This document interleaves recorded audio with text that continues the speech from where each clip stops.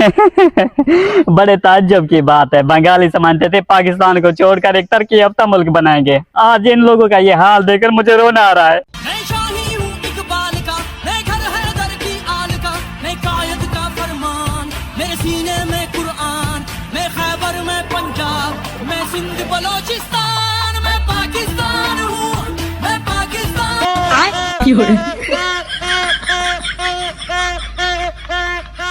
अबे चाइना के लाटू, ये क्या कर रहा है?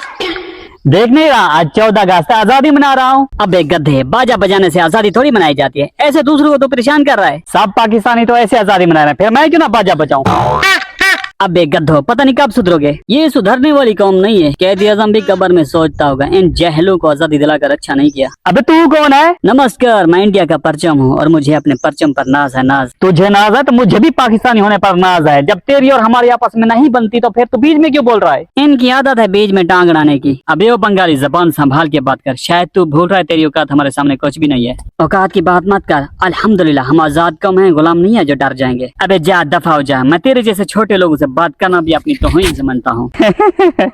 बड़े ताज्जुब की बात है, बंगाली समझते थे पाकिस्तान को छोड़कर एक तरक्की याफ्ता मुल्क बनाएंगे। आज इन लोगों का ये हाल देखकर मुझे रोना आ रहा है। अबे वो पाकिस्तानी, हमें कोई शौक नहीं था पाकिस्तान से जुदा होने का। शौक नहीं था तो फिर जुदा क्यों हुआ? आपने नाग और मेंढक वाली मिसाल तो सुनी होगी। नाग को बहुत भूख लगी हुई थी, मेंढक को खा लिया, मेंढक नाग के गले में फंस गया। मेंढक को बाहर निकालता तो भूख से मरता, नहीं निकालता तो नाग मारता। ये तुम्हारा वहम था कि तुम लोगों के साथ जुल्म हो रहा है, बल्कि तुम किसी पड़ोस मुल्क के बहकावे में आकर हमसे जुदा हो गए थे। तुम्हारे कहने का मतलब क्या है? हमने उसे बहकाया था? अरे ओ इंडिया भाई, आप तो गुस्सा कर रहे हो। आपकी बात कौन कर रहा है? तुम तो खामखा पाकिस्तान से उलझ पड़ते हो। हमें कोई शौक नहीं है किसी से उलझने का। जो मेरे मुल्क को बुरी नजर से देखेगा उसका अंजाम बुरा होगा। हमारे पास भी इतना फालतू टाइम नहीं है जो किसी के रफड़े में अपना टाइम बर्बाद करते रहे। हम तो सिर्फ अमन का पैगाम देते हैं। वो दिन भूल गया जब अभिनंदन हमारे पाकिस्तान जासूसी करने आया था, हमने उसे अमन अमान इंडिया वापस भेज दिया था। हमारा प्यार इन्हें कहाँ नजर आता है?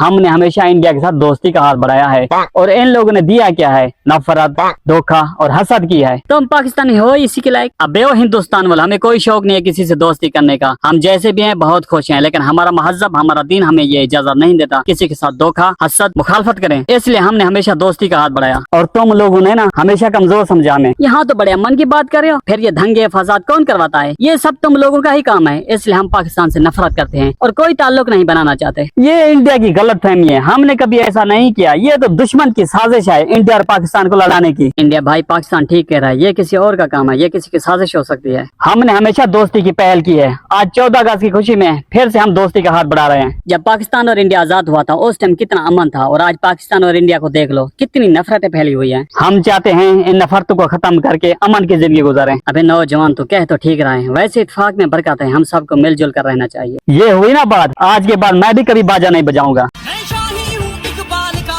मैं जिस दिन तेरे इश्क में जान जाएगी ऐ अर्ज़े वतन, समझ लेना तेरा सदका दिया है, तेरी नजर उतारी है। पाकिस्तान जिंदाबाद। मेरी तरफ से तमाम अहले पाकिस्तान को जश्न आज़ादी मुबारक।